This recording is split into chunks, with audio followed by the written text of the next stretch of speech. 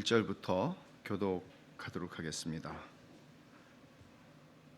하나님이여, 주의 인자를 따라 내게 은혜를 베푸시며 주의 많은 긍휼을 따라 내 죄악을 지워 주소서. 나의 죄악을 말같게 씻으시며 나의 죄를 깨끗이 제하소서. 무릇 나는 내 죄가를 아오니 내 죄가 항상 내 앞에 있나이다. 내가 주께만 범죄하여 주의 목전에 악을 행하였사오니 주께서 말씀하실 때에 의로우시다 하고 주께서 심판하실 때에 순전하시다 하리이다. 내가 죄악 중에서 출생하였으며 어머니가 죄 중에서 나를 잉태하였나이다.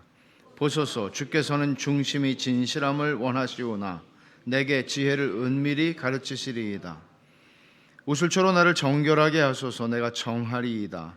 나의 죄를 씻어주소서. 내가 눈보다 희리이다.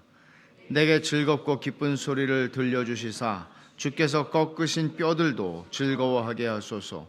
주의 얼굴을 내 죄에서 돌이키시고 내 모든 죄악을 지워주소서. 하나님이여, 내 속에 정한 마음을 창조하시고 내 안에 정직한 영을 새롭게 하소서.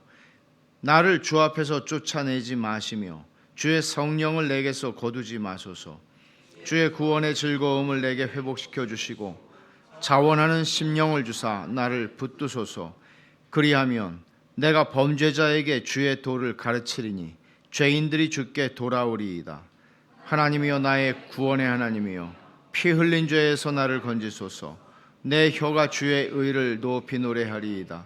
주여, 내 입술을 열어주소서. 내 입이 주를 찬송하여 전파하리이다. 주께서는 제사를 기뻐하지 아니하시나니 그렇지 아니하면 내가 드렸을 것이라. 주는 번제를 기뻐하지 아니하시나이다. 하나님께서 구하시는 제사는 상한 심령이라. 하나님이여, 상하고 통회하는 마음을 주께서 멸시하지 아니하시리이다. 주의 은택으로 시온에 선을 행하시고 예루살렘 성을 쌓으소서. 그때에 주께서 의로운 제사와 번제와 온전한 번제를 기뻐하시리니 그때에 그들이 수소를 주의 제단에 드리리이다. 아멘. 시편에 7개의 참회 시가 있는데 그 중에서 가장 많이 알려져 있는 참회 시입니다. 표제어에서 우리가 볼 수 있듯이 다윗의 시, 인도자를 따라 부르는 노래, 그리고 상세한 설명이 있습니다. 다윗이 밧세바와 동침한 후 선지자 나단이 그에게 왔을 때라고 사무엘상 11장과 사무엘상 12장에 있는 것이 이 참회 시의 배경이라고 할 수 있습니다. 이 시편 51편은 교회 역사에서 굉장히 많은 경건한 인물들의 사랑을 받았던 시편이었는데 영국의 헨리 8세 때 대법관을 지냈던 토머스 모어 경이 결국은 헨리 8세하고 어긋나서 처형을 당할 때 그 처형대로 올라가면서 그때에 이 시가 낭독되었다고 합니다. 그리고 또 레이디 제인 그레이, 이 사람은 정말 비운의 여왕이었습니다. 영국 역사에서 에드워드 6세가 개신교의 흐름을 가지고 왔고 그 흐름에서 에드워드 6세를 이어서 단 9일 동안 영국의 여왕이 되었던 사람. 많은 사람들에게는 알려져 있지 않지만 그녀는 그 뒤에 메리 여왕, 그 잔인한 메리 여왕에 의해서 폐위가 되고 영국은 캐톨릭으로 다시 회귀하게 되고 결국은 메리에 의해서 처형을 당하게 됩니다. 그때 17살 나이였습니다. 이 제인 그레이, 레이디 제인 그레이도 처형대에 올라갈 때 이 시편 51편을 읽어달라고 요청을 했던 것 같습니다.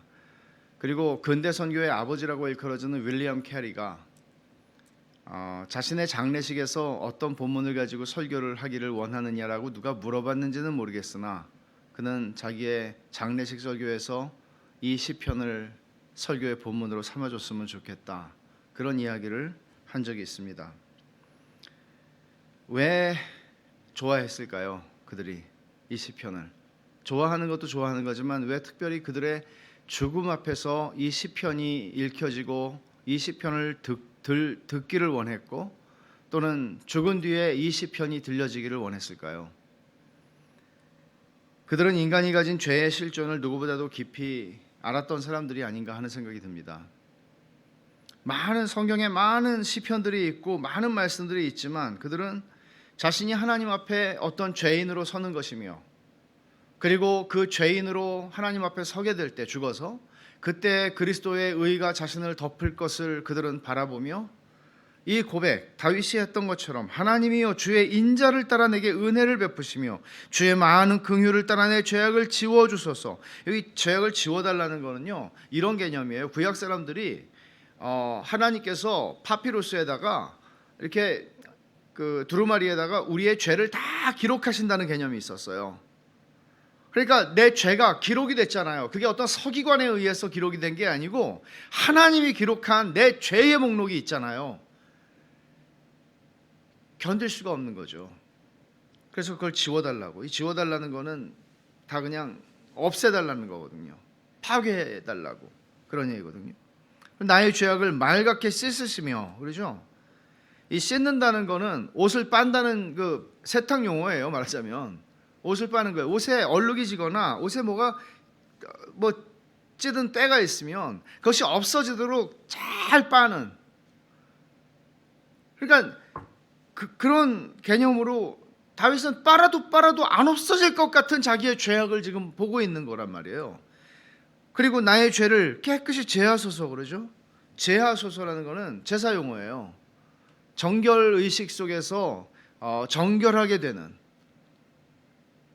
나의 죄와 흠이 하나님 앞에서 정결하게 깨끗이 씻어지는, 그래서 내가 다시 성소에 참여하게 되는 그런 개념으로 지금 그는 반복해서 여기 나의 죄를 반복하죠. 죄가를, 그리고 또 지워주소서, 제하소서, 맑게 씻으소서.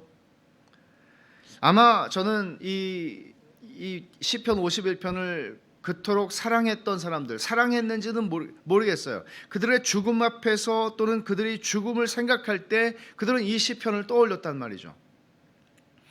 그것은 하나님 앞에서 우리가 휘파람 불면서 설 것이 아니라는 걸 그들은 알았던 거죠. 거룩하시고 의로우신 그 하나님 앞에 우리가 서게 될 때, 우리가 설령 순교의 제물이 된다 해도, 토마스 모어경은 그런 자리에 갔고, 그리고 이 레이디 제인 그레이도 마지막에 메리가 너 카톨릭으로 개종하기만 하면 살려줄게 하는데 17살 된 아가씨가 그 신앙을 포기하지 않고 이 시편을, 그들은 어쩌면 자기들이 하나님 앞에 죄인으로 선다는 생각보다는 내가 믿음을 지키고 있으니까 하나님이 나한테 상을 주실 거야, 그런 생각을 가지고 죽음을 맞이했을지도 모를 텐데 그들은 그러지 않았단 말이죠. 정말 하나님을 알았던 사람들이 아닌가 하는 생각이 들어요. 그리고 그 하나님 앞에서 자기의 죄의 무게와 실존을 진짜 알았던 사람들이 아닌가. 여기에 보면 다윗은 3절에서 무릇 나는 내 죄과를 아오니 내 죄가 항상 내 앞에 있나이다. 여러분들은 어떠십니까? 여러분들은 이런 고백이 공감이 되십니까? 나는 내 죄과를 아오니 내 죄가 항상 내 앞에 있나이다. 다윗은 단순히, 우리가 읽어보면 다윗은 단순히 밧세바를 불법으로 취하고 그의 남편 우리아를 죽이고 이 자기의 어떤 특정 죄들만을 지금 생각하고 있는 것 같지 않습니다. 이 시편을 읽어보면 우리는 이런 말씀에, 이런 고백에 공감을 하는지 말이에요. 무릇 나는 내 죄과를 아오니 내 죄가 항상 내 앞에 있나이다. 말하자면 우리의 양심의 고발이 있는 것이죠. 양심의 고발이 있는 것이죠. 다윗은 그 죄의 성질을 너무나 분명히 알고 있는 것 같습니다. 죄의 본질을요. 5절에 이렇게 말하죠. 내가 죄악 중에서 출생하였으며 어머니가 죄 중에서 나를 잉태하였나이다.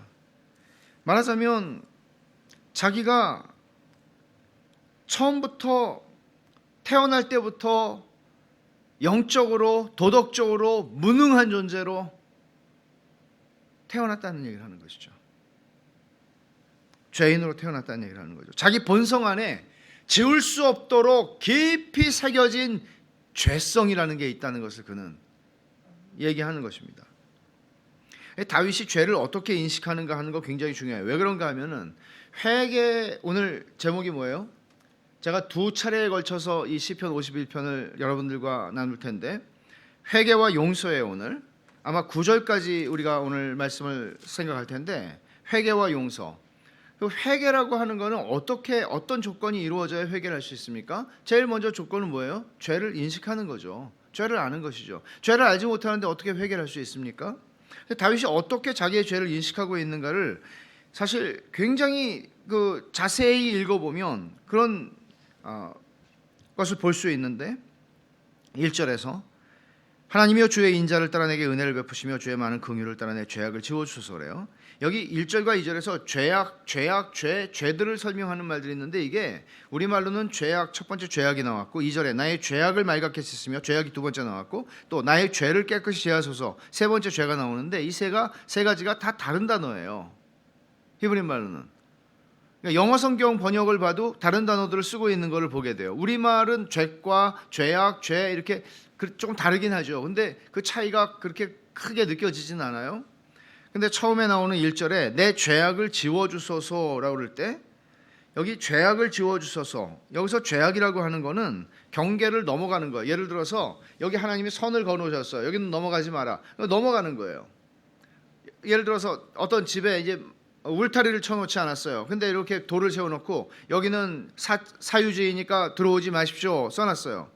근데 그걸 넘어가는 거예요. 그러니까 경계를 넘어간다는 뜻이에요. 근데 이 경계를 넘어간다는 뜻인데 이게 여기에는 뭐가 있나 하면요, 의도적인 반역이라는 개념이 있어요. 그러니까 군대 용어로 하면 이건 항명이 되는 거예요. 항명을 실수로 항명했어요. 그러진 않잖아요. 이건 항이라는 거는 적극적으로 내가 명을 저항한 거잖아요. 어긴 거죠.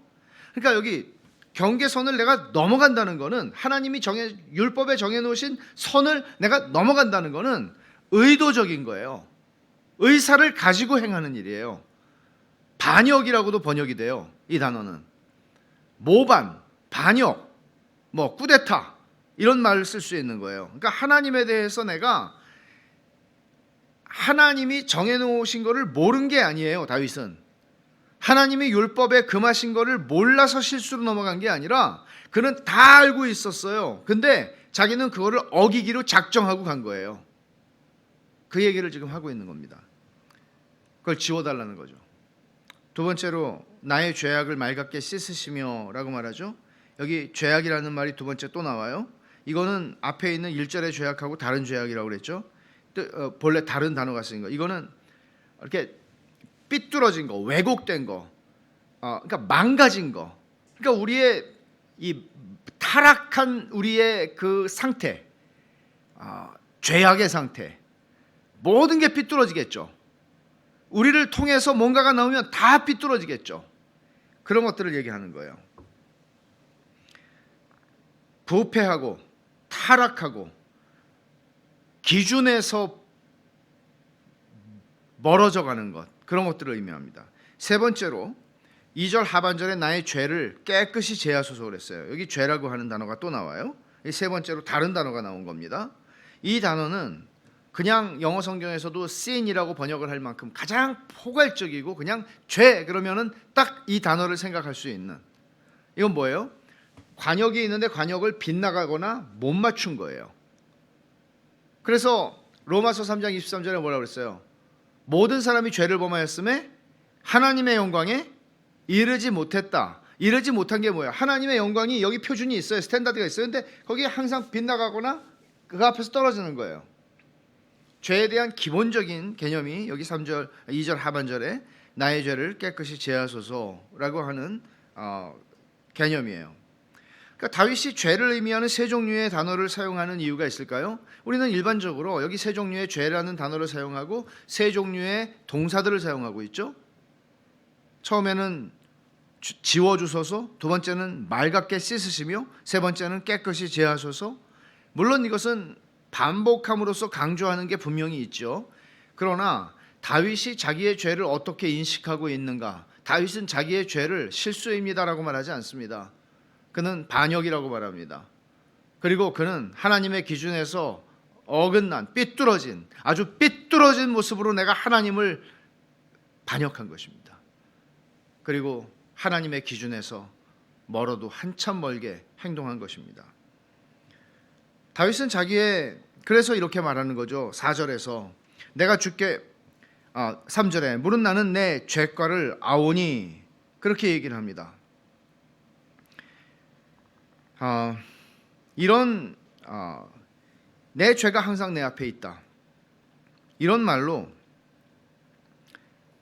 자기가 부인할 수 없는 죄악, 변명할 수 없는 자기의 범죄의 사실, 이것을 말하면서 그래서 4절에 내가 주께만 범죄하여 주의 목전에 악을 행하였사오니 라고 얘기를 하는데, 여기 주께만 범죄하여라는 말이 사람들에게는 좀 거슬리는 경우가 많죠. 왜냐하면 밧세바에게 범죄해서 사실은 밧세바의 인생을 참 그 남편을 또 죽였죠.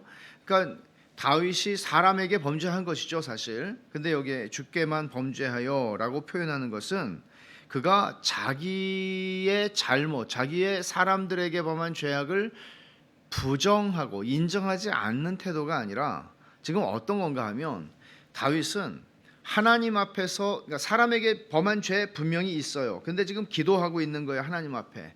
근데 내가 하나님 앞에서 범한 죄가 가지는 무게와 하나님의 영광을 훼손한 것에 대한 그 크기를 그는 너무나 무겁고 두렵게 인식하고 있는 것이죠. 그러니까 보통은 거꾸로예요. 일반적으로는 거꾸로예요. 내가 어떤 사람에게 잘못을 행하고 죄를 지으면 그 사람에게 미안한 마음이 심히 크고 그 사람에게 내가 어떻게 이것을 좀 변상해 줄까? 그 사람의 마음을 어떻게 좀 회복시켜 줄까? 그런 생각을 하게 되는 거죠. 그러나 내가 이 어떤 사람에게 범죄하거나 잘못한 것에 대해서 내가 주께 범죄하였고 이것이 하나님 앞에서 내가 주의 목전에서 범한 죄이고 이것이 내가 하나님의 영광을 얼마나 훼손했으며 이런 생각들을 잘 안 하는 게 보통이죠. 근데 지금 이 사람은, 다윗은 하나님이 누군지를 아는 거예요. 자기가 하나님의 형상으로 지음을 받은 사람들에게 범한 죄악이 곧 하나님의 목전에서 하나님의 영광을 훼손한 것이라는 사실을 그는 부정할 수가 없는 거예요. 그래서 그는 여기서 이렇게 고백을 하는 거죠.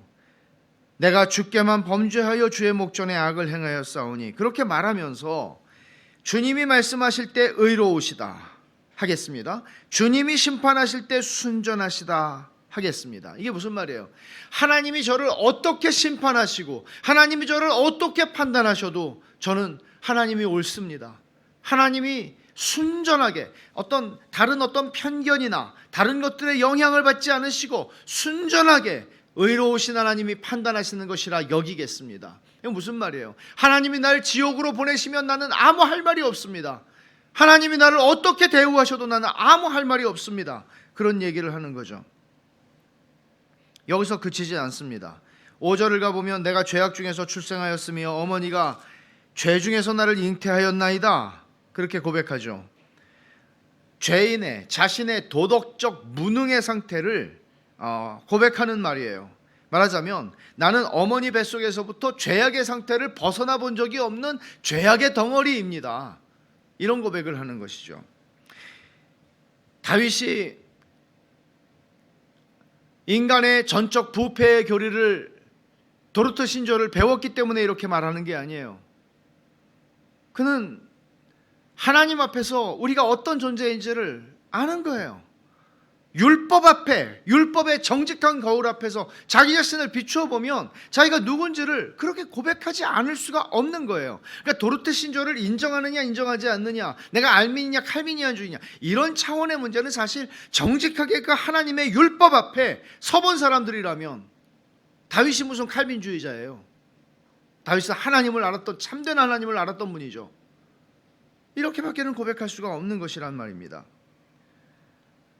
자기의 죄책을 변명하려는 말이 아니에요. 하나님, 본질상 나는 어머니 뱃속에서부터 죄인으로 태어나서 내가 이렇게 할 수밖에 없었어요, 이 말을 하려는 게 아니라는 것을 우리는 그 뒤에 있는 말씀을 통해서 보게 됩니다. 6절에서 보소서. 주께서는 중심이 진실함을 원하시오니 내게 지혜를 은밀히 가르치시리이다.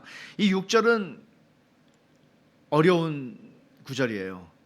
해석이 어려워요. 그래서 여러 가지 이 구절에 대한 해석의 견해들이 있는데 이렇게 이해를 하는 것이 가장 좋으리라 생각을 하는데, 들어보세요. 비록 내가 죄 속에서 잉태되었지만, 그것은 지금 5절의 얘기예요. 잉태되었지만 주님은 태 속에서 어머니 모태에서부터 신실함을 요구하셨습니다. 중심이 진실함을 원하신다. 모태에서부터. 지금 5절에서 이어지는 이야기예요.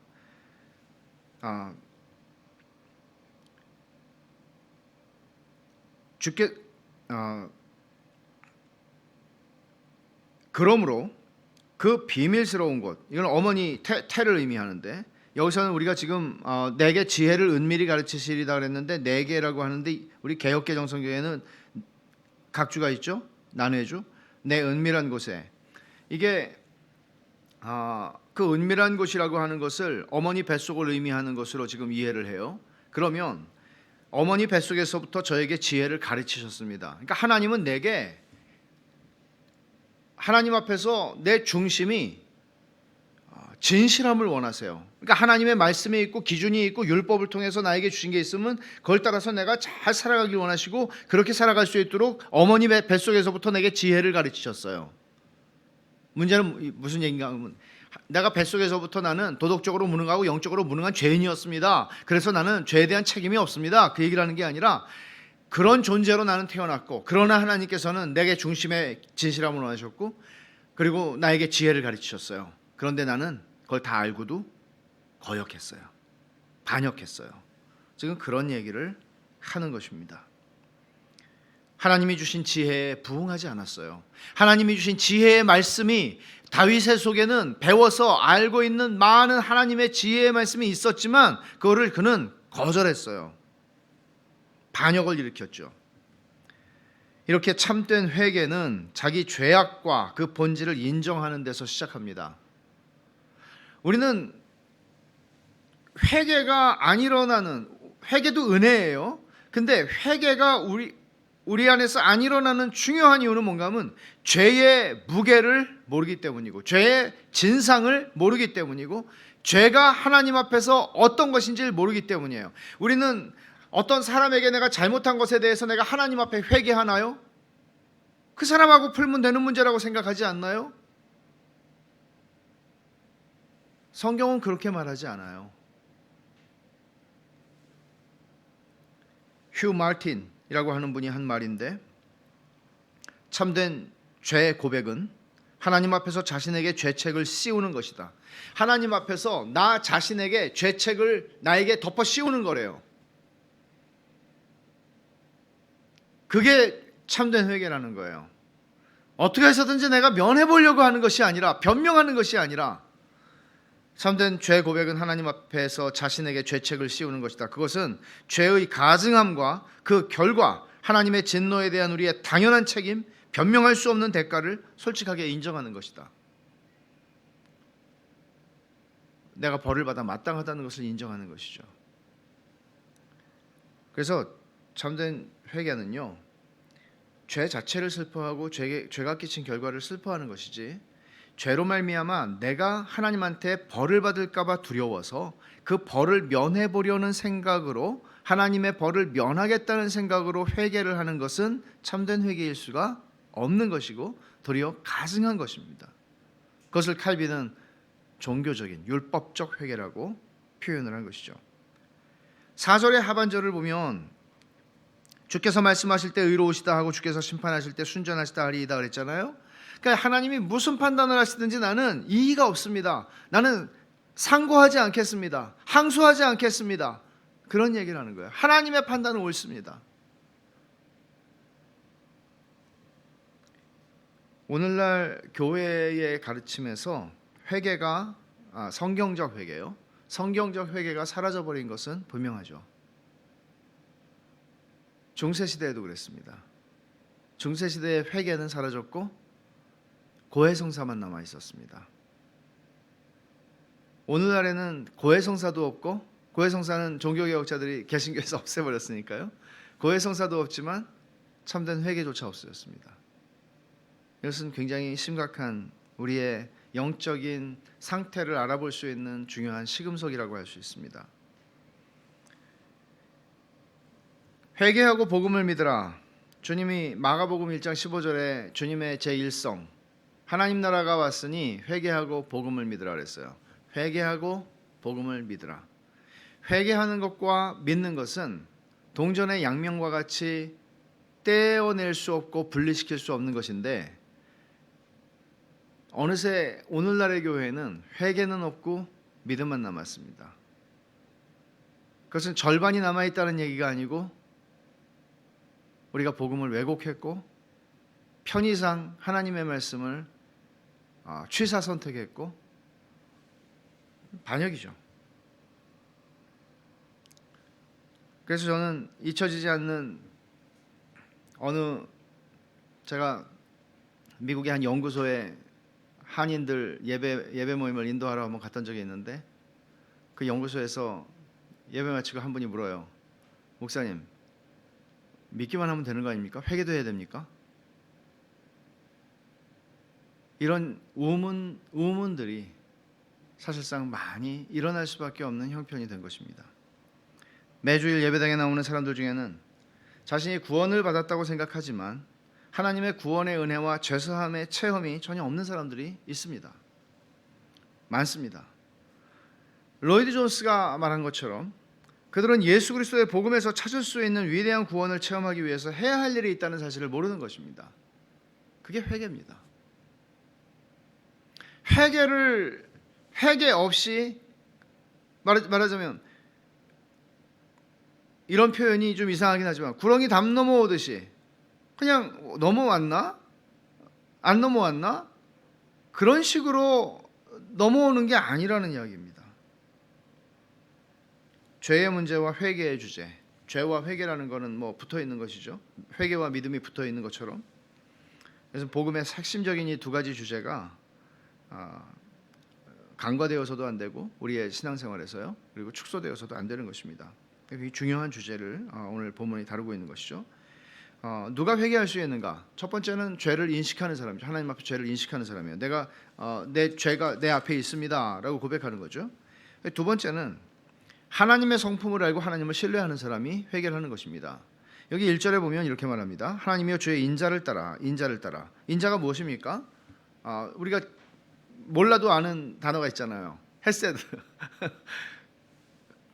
지나가다 보니까 꽃집인지 카페인지 모르겠는데 헤세드가 있어요. 어느 교회 옆에. 그래서 한번 들어가 보고 싶은, 들어가 보고 싶진 않은데 그냥 들어가 보고 싶은 헤세드예요. 언약의 사랑. 내가 죄를 지어도 허적에서 나를 파지 아니하시는 하나님의 사랑.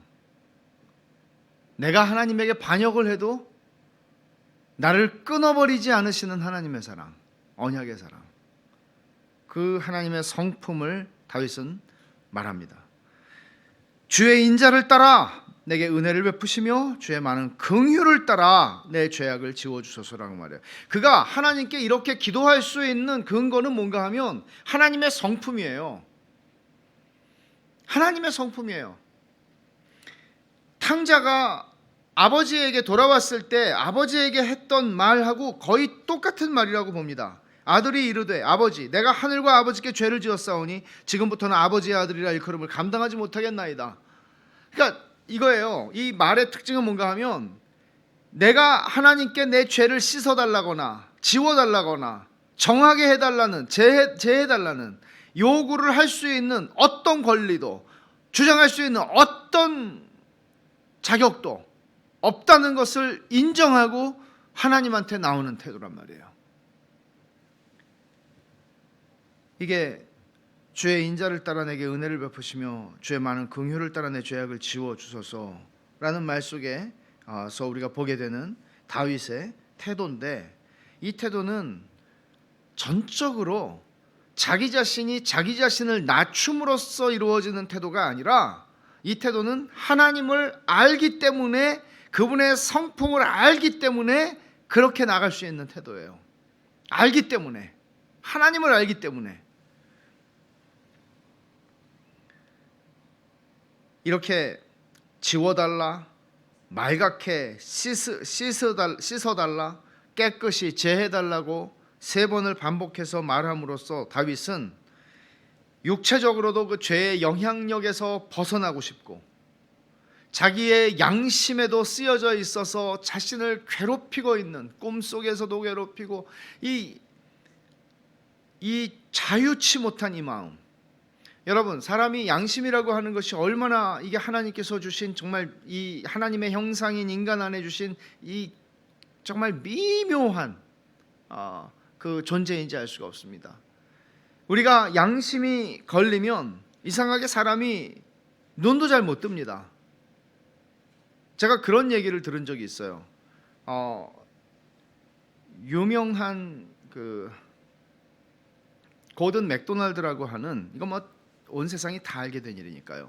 고든 맥도날드라고 하는 우리나라의 책도 참 좋은 책들이죠. 그분 책들이 여러 개가 번역이 됐던, 미국의 보스턴에서 그레이스 채플인가 그 교회를 쭉 섬기셨던 정말 똑똑하고 정말 탁월한 설교자이고 재능이 많으신 그분이 사역의 절정에서 자기 비서와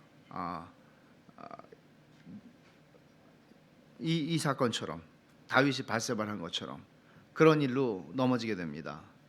그리고 나서 그분이 몇 년 동안을 이제 교회에 치리를 받고 뭐 메릴랜드인가 어디 시골에 가가지고 시골에 정말 그 치리를 받는 기간 동안 그가 이제 명령을 하잖아요. 교회에서 당신 어디 가서 이런 사역을 지금 하면서 근신하라, 뭐 이렇게 하면서 계속 그걸 다 견뎠어요, 이분이 몇 년 동안. 근데 그 교회 그레이스 채플이 그동안 목회자를 청빙하지 않았어요. 그리고 이 회복이 된 다음에, 고든 맥도널드가 회복이 된 다음에 다시 청빙했어요. 그 교회도 대단한 교회죠.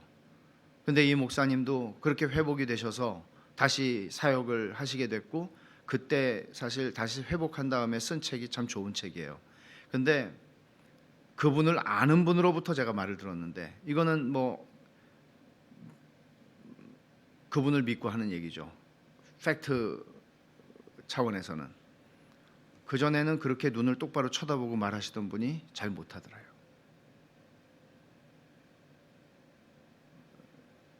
무슨 얘기인지 아시겠죠? 다 회복이 됐어요. 그 자리, 그 사역, 그 모든 것들이 회복이 됐어요. 근데도 자기의 양심에 그게 걸려 있으면 양심에서 말갛게 씻어지지를 않아요. 깨끗이 지워지지를 않아요. 그게 힘든 거예요. 그러니까 다윗이 이렇게 지금 말하는 게 이해가 되세요?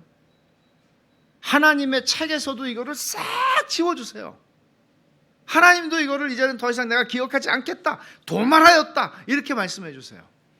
그리고 내 양심에서도 이게 좀 싹 좀 지워지게 해주세요. 흔적이 없도록. 죄를 지은 적이 없는 존재처럼 저를 만들어 주실 수는 없나요? 이런 얘기예요. 물론 우리는 이 스토리의 결말을 압니다. 그리스도께서 죄를 지은 적이 없는 존재처럼 우리를 만드십니다. 놀라운 얘기죠. 놀라운 얘기죠. 세상에 그런 게 어디에 있어요? 다윗의 기도는 그리스도 안에서 성취가 되는 겁니다.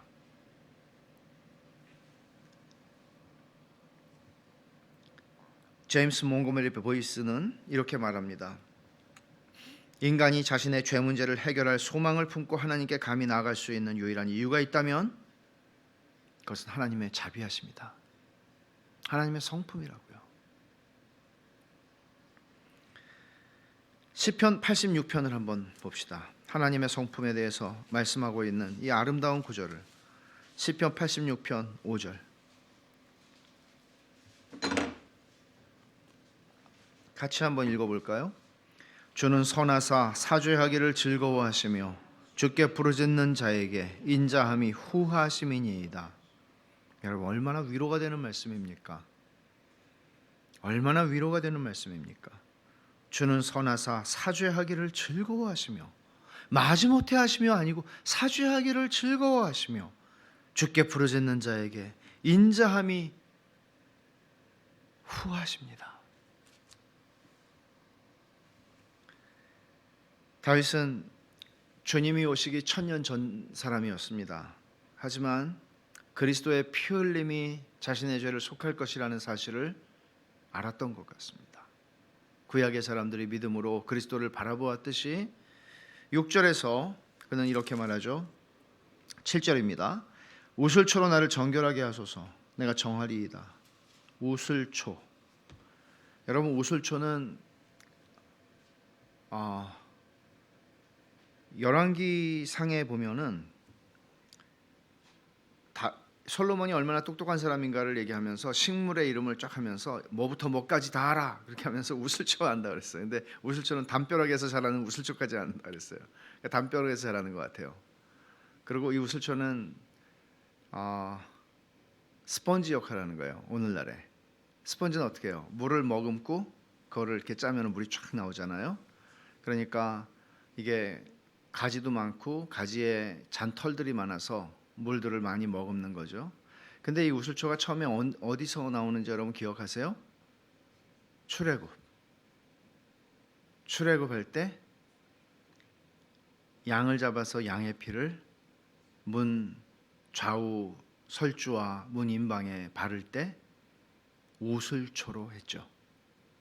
그리고 두 번째로 나오는 게 레위기에서 레위기 14장에 보면 나병 환자에 대한 이야기가 나오는데 나병 환자가 다 났어요. 그래가지고 정결 의식을 행할 때 새 2마리를 가지고 와서 한 마리 새는 흐르는 물 위에 토기를 놓고 질그릇 위에서 새를 잡아요.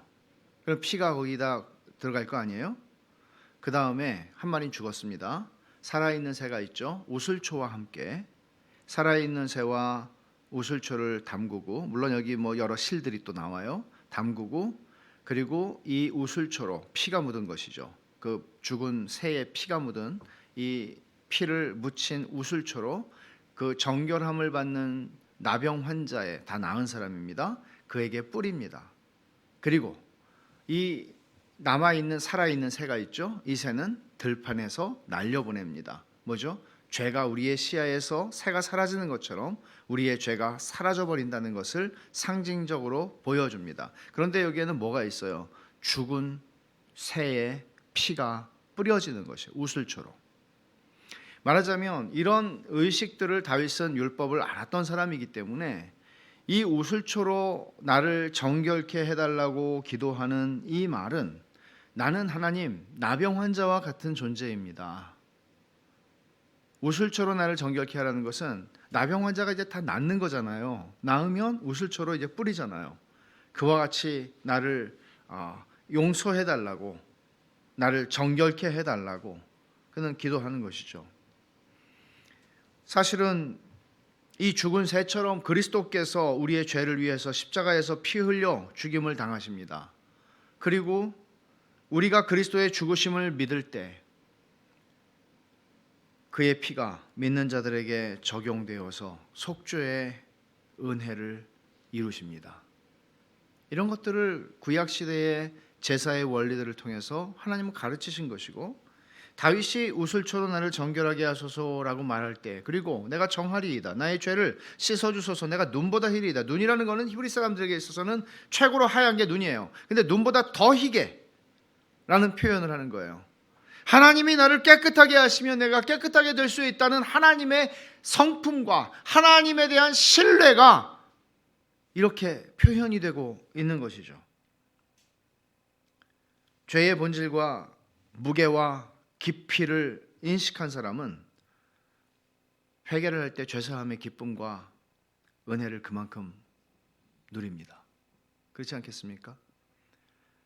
적게 사함을 받은 자와 많이 사함을 받은 자는 다르다고 주님이 말씀하신 것과 마찬가지입니다. 그래서 8절에서 다윗이 내게 즐겁고 기쁜 소리를 들려주시사 주께서 꺾으신 뼈들도 즐거워하게 하소서. 즐겁고 기쁜 소리가 뭐죠? 다윗에게 지금 내 죄가 다 사하여졌느니라. 내가 너의 죄를 다 도말하였느니라. 이거보다 기쁘고 즐거운 소리가 어디 있겠어요. 그리고 내가 죄를 범했기 때문에 하나님께서 어떤 징계를 그에게 그 시점에 하셨는지는 모르지만 주께서 꺾으신 뼈, 죄로 말미암아 고통을 당하였던 그것들조차도 다시 회복이 되고 즐거워할 수 있게 되는 그런 것을 다윗은 구하는 거예요. 요한일서 1장 9절, 우리가 잘 아는 말씀을 한번 찾아보겠습니다.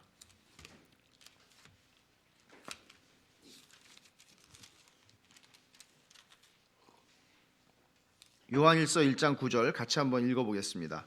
만일 우리가 우리 죄를 자백하면 그는 미쁘시고 의로우사 우리 죄를 사하시며 우리를 모든 불의에서 깨끗하게 하실 것이요. 여기 죄를 자백하는 것, 회개하는 것과 우리의 죄가 용서를 받는 것, 회개와 용서의 관계가 여기에 나옵니다.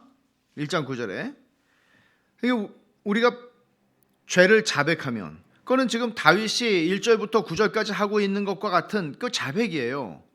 그 자백하면 그는 미쁘시고 의로우시다는 것은 하나님의 성품을 또 얘기하는 거죠. 그냥 이게 아무 생각 없이 쓰는 말이 아니라 하나님의 미쁘심, 신실하심, 그 헤세드라고 통하는 말이잖아요. 그 신실하심과 의로우심으로 우리 죄를 사하신다고 말해요. 우리를 그리고 모든 불의에서 깨끗하게 하신다.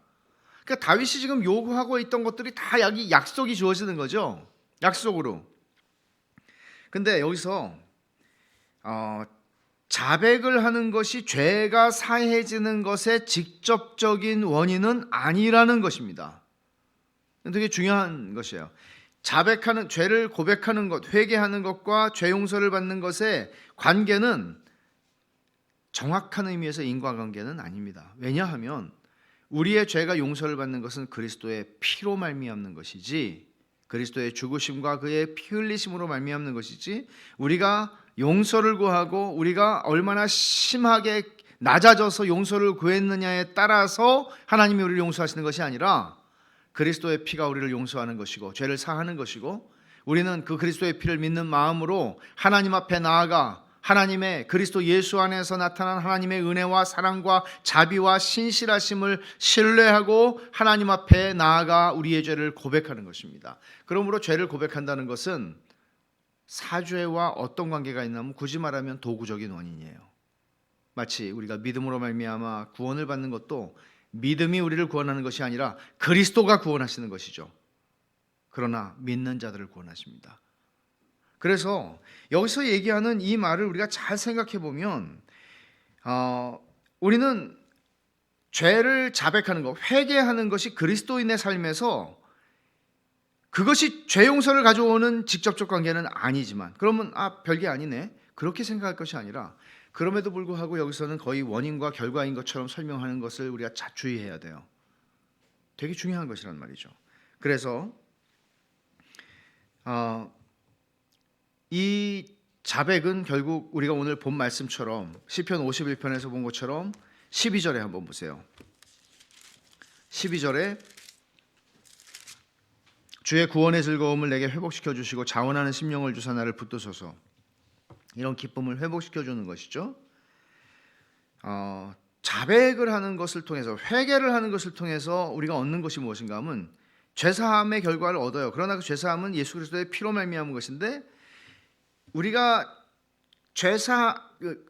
고백을 해야 하는 이유는 뭔가 하면 아버지와 나의 교제가 끊어진 것이죠. 지난주에 여러분 제가 거룩에 대해서 오후에 특강한 거 기억하시죠? 하나님이 우리를 향해서 찡그리시는 거예요. 진노하실 수도 있어요, 죄가. 근데 우리가 회개할 때 하나님이 우리를 향해서 다가오시고 그 끊어진 교제가, 그리스도와의 연합이 끊어지진 않지만 교제가 끊어져요. 기도할 수 없어요. 오늘날 많은 사람들의, 그리스도인들이 하나님과 소통을 못하고 살아가는 데에는 죄의 문제가 있고 자백함의, 회개의 결핍이 있는 것입니다. 그래서 우리 장로교회의 표준문서인 웨스트민스터 신앙고백 15장 3항은 회개에 대해서 이렇게 말합니다. 잘 들어보세요.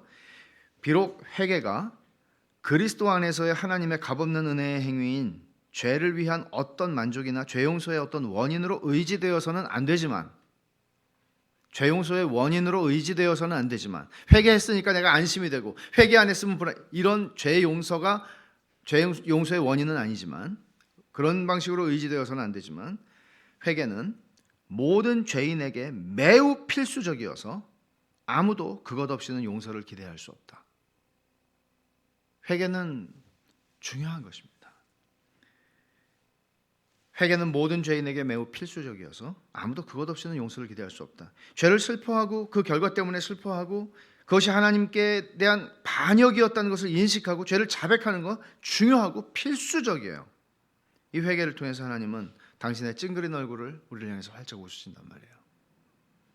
회복이 되는 것이죠. 여러분, 한번 오늘 밤에 주무시기 전에 이 시편 51편을 정말 마음을 쏟아서 한번 또박또박 한번 천천히 읽어보십시오. 다윗이 고백하는 그 고백에 정말 내가 공감하는가? 아니면 적어도 나는 밧세바를 그렇게 불법으로 취하는 그런 간음, 누군가를 죽이는 그런 살인, 나는 그런 것들을 한 적은 없으니까 라고 생각을 하면서 안심이 되는가?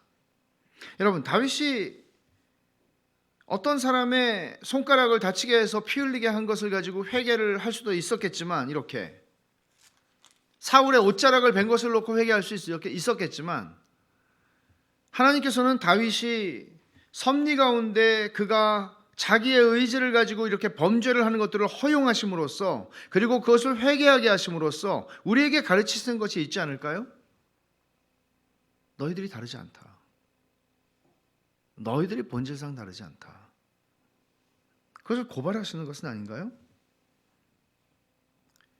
내가 죄악 중에 출생하였고 어머니가 죄 중에 나를 잉태하였습니다라는 말에서 자유로울 수 있는 사람이 누가 있겠습니까? 그러나 성경을 보면 참 회개하는 자에게 주시는 은혜가, 그 약속이 얼마나 놀라운지 알 수가 없습니다.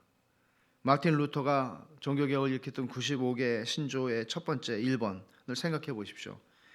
우리 주님이고 주인이신 예수 그리스도께서 회개하라고 명하셨을 때 그분은 신자의 전 생애가 회개가 되어야 한다는 것을 의미하셨다.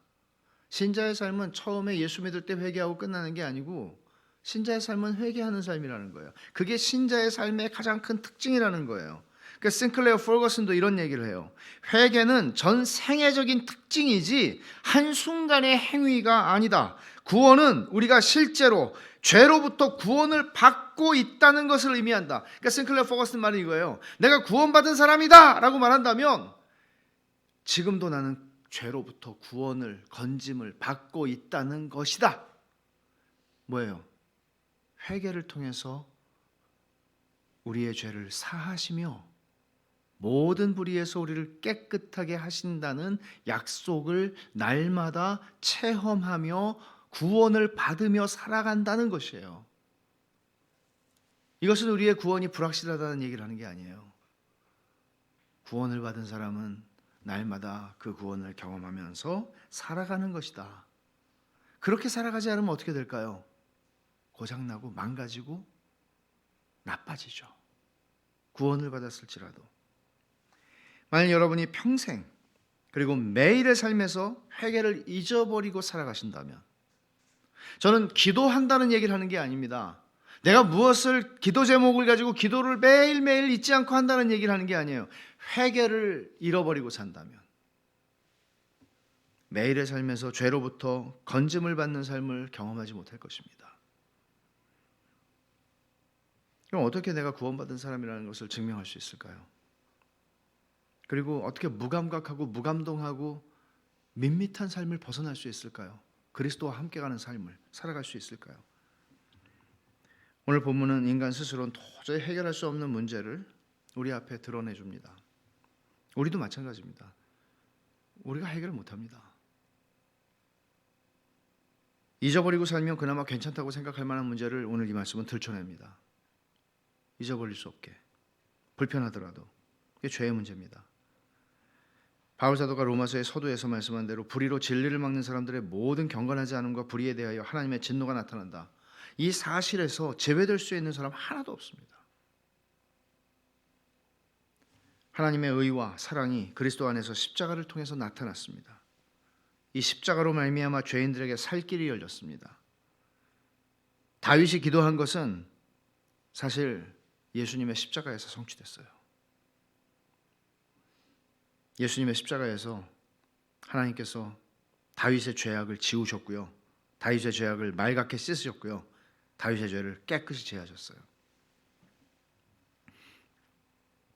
오늘 하나님의 인자하심을 따라서 자기의 죄악을 하나님 앞에 인정하고 내 죄가가 내 앞에 있나이다. 내가 아나이다. 이렇게 하나님 앞에 나아가는 모든 하나님의 참으로 회개하는 모든 자들에게 주시는 약속이에요. 17절에 다윗이 어떤 약속을 믿었는지 이렇게 피력합니다. 같이 한번 읽어보겠습니다. 하나님께서 구하시는 제사는 상한 심령이라. 하나님이여 상하고 통회하는 마음을 주께서 멸시하지 아니하시리이다. 알았어요. 그는 하나님이 상하고 통회하는 심령을 멸시하지 않는다는 걸 그는 알았어요. 놀라운 믿음 아닙니까? 이런 짓을 하고 하나님 앞에 이렇게 나아가는 겁니다. 상하고 통회하는 심령으로 나오는 사람들, 그리고 그 은혜의 보좌에 나아가는 사람들, 오늘 밤에 또 내일 또 이튿날 계속해서 일평생 그리스도 안에서 무한하게 주어진 하나님의 인자하심으로 말미암은 이 은혜 우리에게 주어진 것입니다. 기도하십시다. 하나님 아버지, 다윗의 고백을 통해서 저희 자신을 비추어 주셔서 감사합니다. 다윗의 믿음을 통해서 저희들의 믿음을 도전하여 주시고 하나님의 선하심을 보게 하심을 감사합니다. 하나님 아버지, 회개가 결여된 신앙생활을 저희가 하고 있었다면 저희를 오늘 이 말씀을 통해 고쳐주시옵소서. 주님 앞에 서는 날까지 회개를 통하여 미쁘시고 의로우신 주께서 저희들을 모든 죄를 사하시고 모든 불의에서 우리를 깨끗하게 하여 주시는 은혜를 날마다 입으며 경험하며 살게 하여 주시옵소서. 그렇게 주님의 형상, 거룩한 형상을 닮아가는 성화의 삶이 되게 하여 주시옵소서. 예수님의 이름으로 기도하옵나이다. 아멘.